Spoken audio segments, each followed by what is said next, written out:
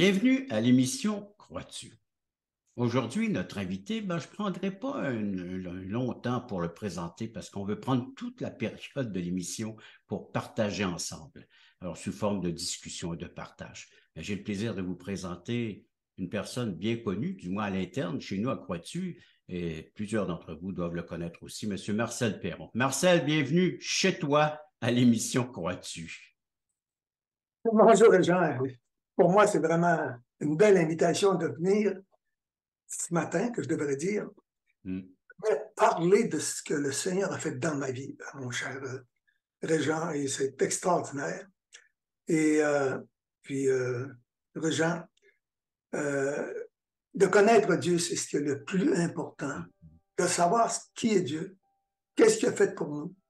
Et ceux qui te connaissent savent très bien comment c'est important pour toi de présenter cette bonne nouvelle. Une bonne nouvelle que tu as connue dès ton enfance. Oui, mais c'est un témoignage parce qu'on est né dans une religion, tu le sais. Mais on avait vraiment, hors de notre religion, il n'y avait pas de salut, d'accord? Ouais. Et on a tout appris. Je savais, mon cher Jean, que j'étais pécheur depuis que j'étais jeune, parce que c'était vraiment, parce que la religion était vraiment ancrée dans la population, que je devrais dire. C'était vraiment l'autorité. C'est bon, ça, Marcel. Mais toi, tu étais où, dans quelle population au Québec? Oh, moi, je ne sais pas si tu connais la ville de Arthur Venning Davis. Non, je ne connais pas, désolé. Arthur Venning Davis, c'était Arvida. Ah, là, je connais mieux. Ben oui, c'était le président de la ville industrielle qui avait Arvida. Fait qu'on est dans ce contexte-là. Et puis, ça, je pense qu'il est arrivé justement en 1928, comme ça, là, puis l'Alcan s'est fait. Mais c'est ça. Mais il y a tout un contexte. Moi, quand je regarde mon âge un petit peu, là, d'accord? Ce qui va dire un petit peu ce qu'il y en est. Je suis arrivé dans la Deuxième Guerre mondiale. D'accord? Ça te permet de voir un peu l'âge. Ah, on peut dire dans les années 40. Les années 40, hein? Mais moi, on ne réalise pas, mais on avait un premier ministre, Maurice Duplessis. Tu l'as-tu bien connu? De 40. Non, j'ai entendu parler souvent, mais pas bien connu. Ben, je dois en parler parce que c'était appelé la grande noirceur. C'était un âge sombre. Moi, j'appelle ça un obscurantiste du Moyen-Âge. On ne savait pas trop où il allait. Et puis, ben moi, te dire que ce que j'ai connu, moi, à mon âge, d'accord? Il y avait trois caractéristiques qui étaient très bien établies, là. Okay? Je vais te le dire. C'était l'autorité, puis l'autorité. Ça te dit quelque chose? Oui. Mais je vais t'expliquer ça un petit peu, mon cher Jean. Il y avait l'autorité qu'on appelle politique, qui était organisée avec l'autorité ecclésiastique. Puis il y avait une autorité parentale, là. Main dans la main. Main dans la main, tout était là. Puis nous, quand tu y penses comme il faut, les jeunes, nous, on n'avait pas le droit de dire grand-chose. Je ne sais pas si tu as passé par là, là. Tout ce qu'il fallait dire, c'est oui. Il n'y avait pas de nom qu'il fallait se dire. On a vécu dans ça, mais c'était normal. Tu allais à n'importe quelle place. Tu t'en allais à l'école, tu t'en allais partout. Tout était, la structure, c'était, on te dit quoi faire et tu dis pas un mot. Moi, c'est avec ça que j'ai vécu. Donc, c'est juste pour mettre la table, parce que c'est un peu ça qu'on a fait avec la religion aussi. Parce qu'on avait, tu sais, mon cher Jean, on n'avait pas le droit d'avoir une Bible chez nous. Sinon, on était excommuniés. On ne pouvait pas comprendre. Il y avait juste les prêtres qui pouvaient comprendre. D'accord? Fait que, puis il nous avait dit, quand le prêtre parle, c'est comme si Dieu parle. J'ai dit, on n'a rien à dire. D'accord? Bon, si Dieu parle. Mais on était soumis. On avait le respect dans ce temps-là. Quand une personne un peu plus âgée et qui parlait, il n'y avait rien à dire. Fait que c'est un peu... Moi, j'étais un peu dans ce style-là. Puis, c'est ça. Fait que... Mais ça, c'est dans le contexte dans lequel tu as grandi, mais si tu nous parlais un peu de ta famille. Oui, ben, on avait une petite famille de 11 enfants, c'est comme ça. Puis moi, j'étais le quatrième, d'accord?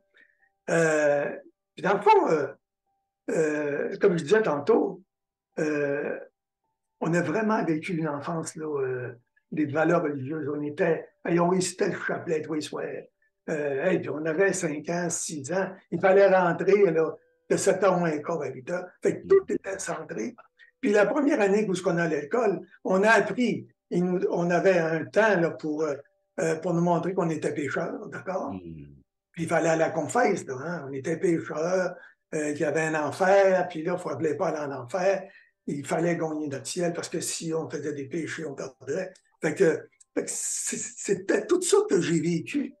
Puis pour moi, c'était vrai. Tu sais, bon, c'est l'autorité qui le disait. Puis à un moment donné, à travers tout ça, pour moi, c'était venu naturel. D'accord? Fait que j'ai été à la messe jusqu'à temps. Puis même quand j'ai été étudié, on va en parler tantôt, là, c'était ça. Je croyais en Dieu, d'accord? Puis je croyais que Jésus était venu sur la croix, qu'il était venu payer nos péchés. Mais le pire là-dedans, avec ce que je sais aujourd'hui, je m'en allais pas dans la bonne direction du tout. Je m'en allais, on va te dire une chose, je suis content que le Seigneur a été patient avec moi. Et puis là j'étais vraiment pour moi, dans la bonne direction, jusqu'au jour où j'ai rencontré quelqu'un, c'est ça que je vais vous parler tantôt. Ça, c'est bien. On va passer à une courte pause, mon cher Marcel. Donc, en résumé, la religion était présente partout en politique, était présente dans le foyer, à l'école. Tu as grandi avec la religion. Exact. À la pause, on aimerait savoir comment est-ce que Dieu t'a montré que tu pensais être dans la bonne direction alors que tu étais dans la mauvaise direction.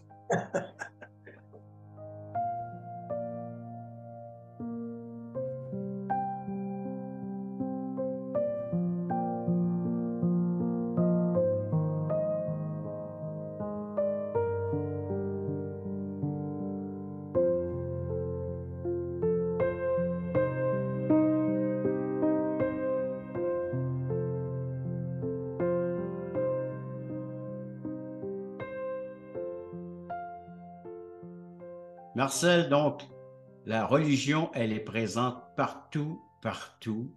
Et dans le foyer, là, qu'est-ce que vous viviez, là, avec les parents, les frères et sœurs? On a été choyés. Parce qu'on a. Moi, au fond, mon père, c'était un travaillant, respectueux. Il était compétitif, là. Et il nous a montré comment combattre, là. Puis sportif. Il fallait qu'il nous batte s'il faisait. Puis il était vraiment sportif. Champion de quilles, champion ici. Puis ma mère, elle était vraiment spéciale. C'est une ancienne sœur qui avait pas rentré sur. Elle était supposée de prononcer ses vœux. Puis c'est mon père qui l'a mariée. Donc, c'était une personne qui était toujours souriante, très ricaneuse, puis elle aimait rire. Puis, c'était une belle ambiance que je pourrais Je peux considérer. retracer ça chez toi, Marcel, depuis les nombres d'années que je te côtoie, là, les deux. Hein? Il y avait un Alors, peu des frères qui nous donnaient un peu hein, un était sa frère de suite, là, c'est bon. Fait que, disons qu'un petit peu, de temps en temps, je connais un peu, ça c'est normal, je pense. Mais moi, le caractère que j'avais, imagine-toi que je bégayais d'une façon épouvantable. D'accord? Et puis, dans un sens, tu as une timidité qui est là, tu es gêné de ça. Fait que j'ai vécu avec ça. Fait que ce que j'avais fait, c'est que je réalisais que moins je parlais, mieux c'était. Mais j'écoutais. D'accord? Et puis, même qu'on me disait, il n'ira pas bien loin celui-là, tu sais, bon, on avait les affaires. Et non, il fallait que, au lieu de me défendre, je riais des autres, d'accord? Fait que ça me passait au-dessus de la couverte, quoi qu'ils faisaient. Mais j'avais des très bons amis, c'est avec les amis que j'ai pu aller de l'avant. Mais j'étais très, très, très sportif. C'est ça qui m'a vraiment sorti de hockey, n'importe quel sport. Et puis, dans un sens, c'est ça qui m'a vraiment remis au point. Et juste pour aller plus vite, parce que je sais que le temps passe, à un moment donné, j'ai fait ma 12e scientifique. J'ai été étudié en radiologie médicale à Chicoutimi. J'ai travaillé à l'hôpital d'Alma pendant 11 ans, responsable du département de radiologie à Alma au niveau technique. Donc, tout allait bien. Et aller jusqu'à, je pourrais dire, j'avais 28, 29 ans à peu près. Euh, moi, j'étais pas fatigable, d'accord? Puis là, je commençais à être plus fatigué, commençais à voir, il y avait des choses qui allaient pas. Mais j'avais eu un gros accident à l'âge de 11 ans. Et j'étais tombé dans les roches. Un chose m'avait poigné, tombé dans les roches. Et puis, je m'étais relevé de là comme si rien n'était. Et parce que j'avais pris le bicycle d'un autre, de mon oncle, il ne voulait pas avoir une rince avec ça. Là. Tu comprends-tu? Tout ce que je pensais, c'était le bicycle. Mais tout le monde a resté surpris que j'aie monté des roches comme ça. J'avais 11 ans à peu près. Mais ce que ça a causé une déviation que j'ai su par après, une bonne déviation au niveau cervical. Et puis, dans ce temps-là, ben, c'était... Puis j'avais connu, juste en face là, de chez nous, ce que je restais, il y avait un chiro. Fait que le chiro qui était en avant, nous autres, on avait la science infuse. Hein?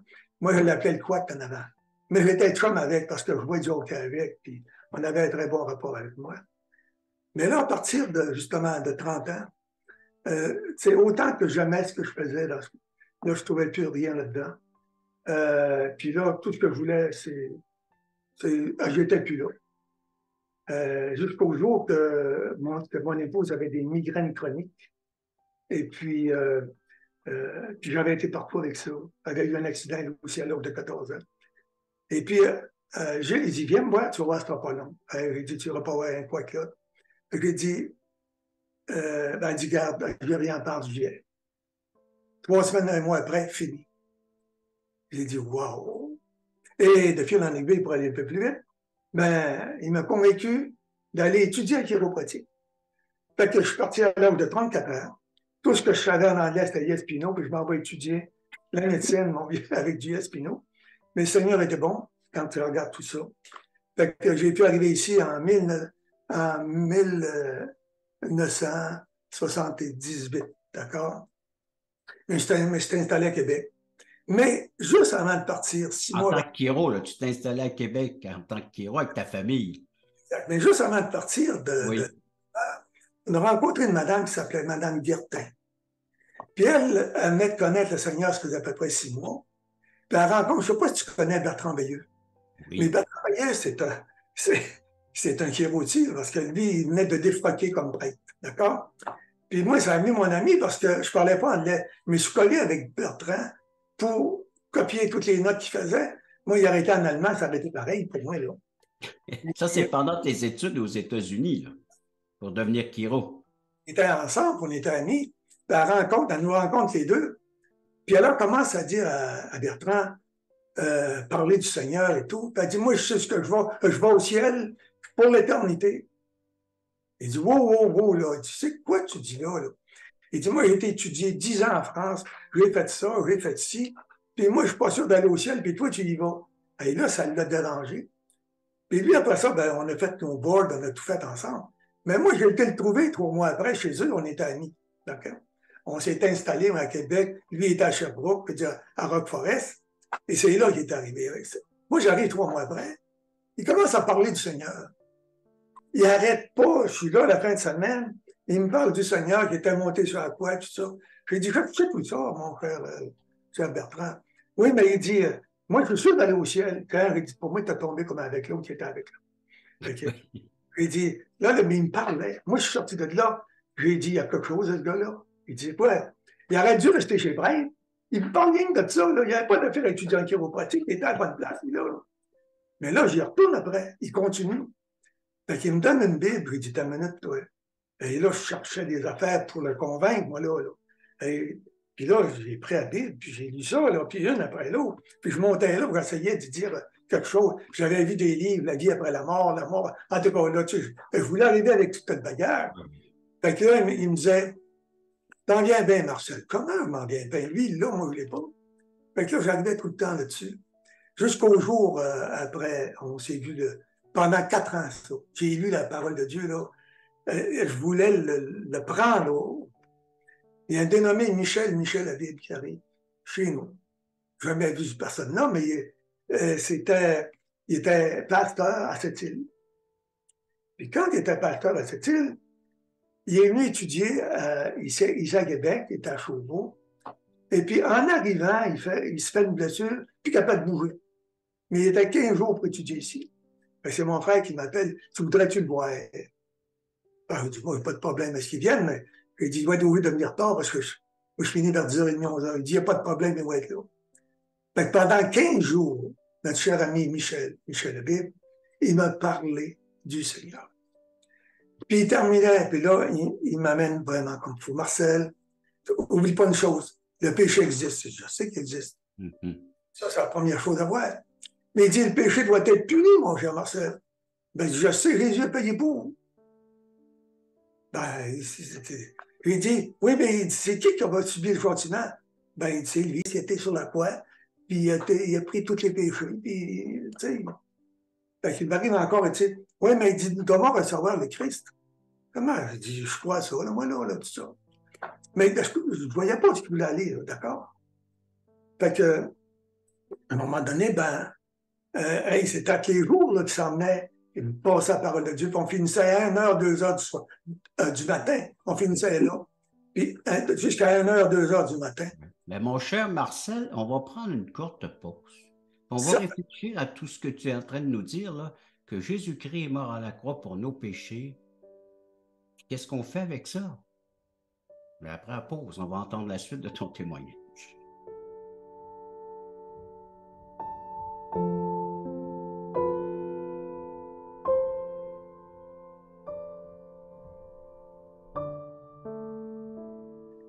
Marcel, il y a un monsieur Michel Habib qui vient de la Côte-Nord, qui fait ses études à Québec et il se blesse ou il a besoin de soins en chiro et c'est toi le réélu qui va le soigner pendant 15 jours. Et lui, il te soigne autrement, il t'apporte l'Évangile, la bonne nouvelle. Pendant 15 jours, il te place devant la croix et il te parle du Seigneur Jésus, celui qui a porté tes péchés. Oui, mais je vais le trouver à Charentin, s'il vous plaît. Prétentieux, oui, parce que il disait que lui était sûr d'aller au ciel. Je lui ai dit, voyons, il n'y a personne qui est sûr d'aller au ciel. C'est le Seigneur qui décide de faire l'autre. D'accord? Puis il dit, bon, ben, je lui ai dit, écoute, là, moi, je ne sais pas, là. Il nous a dit, ben, c'est pas. J'ai dit, regarde, on en fait assez. On va essayer de gagner Dieu, d'accord, on s'en met là-dessus.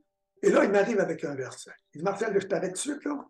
Il dit, on va aller tout de suite dans Éphésiens 2, 8 et 9. Car c'est par la grâce que vous êtes sauvés, par le moyen de la foi. Et cela ne vient pas de vous, c'est le don de Dieu. Ce n'est point par les œuvres afin que personne ne se glorifie. Et là, je regarde ça. Et là, je commence. Et là, ça m'a saisi de voir ce qu'il disait là. Puis il dit, t'essaies de gagner ton ciel, Marcel. Peux-tu gagner ton ciel? Et là, ça a été la question clé, là. Et puis, là, j'ai dit, oh, là, il me manquait un point. Il me pose une question. Quand est-ce que tu t'es vu perdu, Marcel? Perdu, il a perdu de quoi? Ben, il dit, toi, t'es-tu sûr d'aller au ciel? Ben, avec ce qu'ils m'ont dit, oui. Je crois que Jésus est monté sur la croix. Je crois que tu fais ça. Je crois tout ça. Je crois tout ça. Mais quand est-ce que tu l'as accepté personnellement, monsieur? Quand est-ce que tu as vu Christ vraiment payer la facture pour toi? Et là, j'étais. Puis là, il m'emmène dans 1 Jean 5, 12, 13. Celui qui a le Fils a la vie. Celui qui n'a pas le Fils n'a pas la vie. Je vous ai écrit ces choses afin que vous sachiez que vous avez la vie éternelle, vous qui croyez au nom du Fils de Dieu. Mais je suis là, moi, là, puis j'écoute tout ça. Mais moi, j'avais ça, là. Mais moi, j'étais un gars de feeling, OK? Fait que là, j'attendais que mes 2 pieds lèvent, puis mes cheveux se défrisent, là. Puis quelque chose qui se passe. Mais rien qui se passe. Puis là, il me dit, regarde, Marcel, je vais te poser quelques questions. Puis, vois-tu, on a une émission qui s'appelle Crois-tu? Il dit, crois-tu que Jésus-Christ est le Fils de Dieu? Ben, il dit, oui, je te le dis depuis tantôt. Il dit, crois-tu qu'il est mort sur la croix pour toi, pour tes péchés? Puis là, il venait de saisir quelque chose. Oui, ben, il est mort pour tout le monde. Il dit, je te repose la question. Est-ce qu'il est mort pour toi? Oh, peut-être. Et là, il continue. Crois-tu qu'il est capable de te sauver? Ben, il dit, c'est Dieu, il est capable de sauver certains. Et il dit, crois-tu qu'il viendrait dans ton cœur, qu'il te sauvera tout de suite si tu lui demandes? Ben, là, il dit, on va la relire. Il dit, t'es sûr? Ben, il dit, Je sens rien, là. Il dit, regarde, là. Ah, OK, là, il saisit. Il dit, on va leur lire le verset. OK, soyez que le Fils a la vie. Celui qui n'a pas le Fils de Dieu n'a pas la vie. Je vous écris ces choses afin que vous sentiez que vous avez la vie éternelle, vous qui croyez au nom du Fils de Dieu. Et je pourrais te dire, je prends ça. Puis j'ai dit, Michel, tu n'as pas le même Bible que moi. Il dit, à cause, c'est quoi, j'ai marqué, quoi? Et là, il dit, afin que vous sachiez. Là, je venais de comprendre que la parole de Dieu, c'est ça qui comptait. Moi, j'ai toujours cru que la parole de Dieu, la Bible, c'est la parole de Dieu. Ce n'est pas un homme qui l'avait écrit. Puis elle est vivante à part de ça. Moi, je croyais à tout ça, là. Mais il me manquait un élément. Et l'élément qui était mort pour moi, même si j'ai arrêté tout seul. Qui m'a tellement aimé, car Dieu a tant aimé Marcel qui m'a donné son Fils unique, afin que Marcel croit en lui, ne périsse pas, mais qu'il ait la vie éternelle. Et là, c'est venu, là, puis tu sais tout ce qui est arrivé. On a eu quasiment, moi, je pars à vivre. Michel part à vivre. Ça faisait 15 jours que ça s'était de. Puis là, je venais de comprendre. Puis là, je viens après ça tout triste, tu sais, j'ai dit, il y a le péché que j'ai fait là. Mais là, en même temps, tu sais, moi, je venais de comprendre, là. Et Michel, il était le vendredi soir, il partait, lui, là, le SMAT, là, il me partait, puis il me laissait tout seul, là. Et bon. Fait que là, moi, il part. Fait que moi, j'ai demandé, là, j'arrive chez nous en haut. J'étais troublé.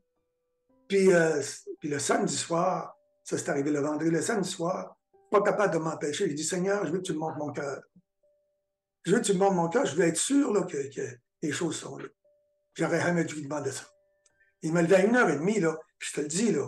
Là, il m'a défilé, là, tout ce que je pouvais avoir, là, tu sais, de la manipulation. On veut toujours être aimé, là-dessus. Dans le fond, on vit quasiment pour nous autres, parce que si le monde nous aime, on est correct, hein? On a le regard des autres, ça, on est là-dessus. Puis on a fait des petites affaires aussi, hein? Surtout que Réal est là, il sait un petit peu. Puis, mais en même temps... Il a été témoin de certaines choses, lui. Mais au bout de 2h30, 3 heures, il a fallu que je dise, Seigneur, arrête. J'en ai assez vu. Et là, je me suis tellement perdu. Là, j'ai tombé à genoux. J'ai crié à lui, là, je te le dis, là, il avait des pleurs dans mes yeux. Après ça, j'ai jamais été le même après ça. Je savais, le lendemain matin, dimanche, là, je flottais, je sais pas ce qui se passait, mais je suis seul, moi, là, d'accord? Puis là, je savais qu'il s'était passé quelque chose, puis j'étais léger. Mais là, je voyais le Christ sur la croix pour moi. Mais tu sais tout ce qui s'est passé? Le lundi matin, moi, j'avais toute une pratique, je commençais le matin à 7h, je finissais à 11h. Tout le monde qui rentrait, des poignets, j'ai trouvé quelque chose. Moi, je pensais que le monde allait être heureux de ça. Hey, bon, moi, ils ont dû dire, il est sauté. Que Pierrot était devenu un évangéliste, là, tous les jours. On arrêtait de parler, tu comprends-tu? Mes deux secrétaires travaillaient pour moi, là. Hey, ils ont dit, Marcel, t'as-tu pris quelque chose hier soir, là, tu sais? J'ai dit, hey, moi, je vais mettre de drogue en passant, mais j'ai une bonne drogue, par contre. Bon. Mais c'était vraiment extraordinaire. Et de savoir qu'on est sûr, là, j'étais sûr que si je m'en soir, je m'en allais directement avec le Seigneur Jésus-Christ. Le soir même. Puis là, j'ai dit, wow, je me suis couché, là, je me suis couché à 4h30, 5h. Ma femme, elle se demandait ce qui se passait. Elle aussi, elle a dit, il y en a du fumé du bon. Parce qu'elle ne voulait plus sentir Michel. Parce que Michel, là, il montait à 2h du matin. C'est pour ça, le vendredi soir, quand j'ai vraiment accepté le Seigneur, il monte avec moi en haut. Parce que moi j'étais dans la même maison. On monte en haut. Puis Michel arrive devant tout le monde. J'avais plein de monde dans la maison. Les vendredis soirs, c'est à peu près ça. Puis il dit, Marcel, qu'est-ce qui s'est passé tantôt? J'ai témoigné, là, la première heure. Oui. J'ai témoigné. Ça n'a pas cessé. Jusqu'à aujourd'hui, tu témoignes encore. Marcel, il faut passer une pause. Mais je te garde quelques minutes où tu vas lancer une invitation à la population puis aux téléspectateurs de Croix-Dessus. Amen.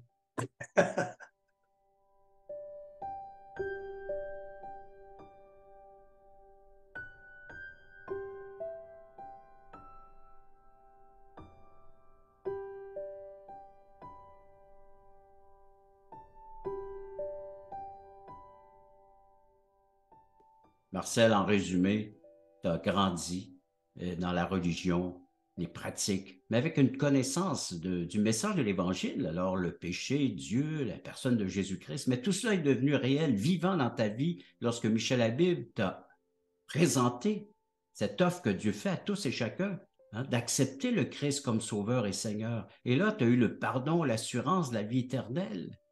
Et quel serait le message que tu laisserais à nos téléspectateurs? Jean, tu as très bien dit ça. On nous avait présenté une religion et non Dieu lui-même.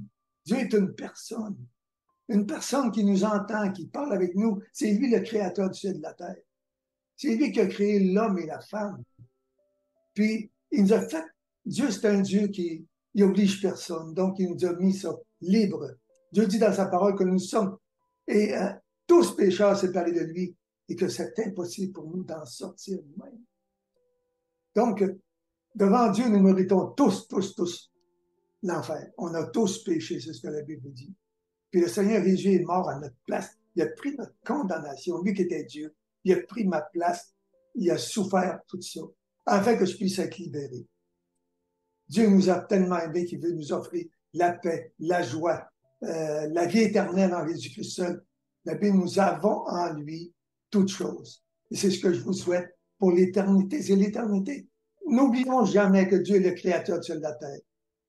Puis le salaire du péché, c'est la mort. Donc, si on essaie de gagner notre ciel par nous, c'est ce que je penserais. C'est ce que je vous ai raconté tout le temps. Tu as perdu ton péché. Tu ne peux pas payer pour ton péché. Il n'y a pas un péché qui rentre au ciel. Donc, le seul moyen, c'est Jésus-Christ seul. Dieu qui est venu sur cette terre, qui est venu prendre la place, la condamnation. C'est ce que je vous souhaite pour l'éternité. Pensez-y. L'éternité, c'est là. On invite nos gens à écrire à croix-tu.ca ou à nous appeler. Le numéro de téléphone est toujours là à chaque émission, dans le bas de l'écran. Des études bibliques les mardis. Avec les gens, ils peuvent se joindre à nous. 19h Québec, 20h Nouveau-Brunswick. Et puis le samedi à 9h30, il y a quoi? Des témoignages comme tu viens de nous donner, mais en direct sur notre Zoom à croix-tu.ca. Il y a de la littérature qu'on offre. Ce fameux passeport pour le ciel. Maintenant, il est en 3 langues. On peut le demander en espagnol, en anglais et en français. Puis des centaines, hein? Des milliers, ceux qui veulent en distribuer. Tout ça, c'est offert, hein, à croix-tu.ca. Marcel, merci de ta participation à l'émission, ta participation au ministère. Et merci à chacun d'entre vous, chers téléspectateurs, d'avoir été à l'écoute de cette autre émission. Croix-tu?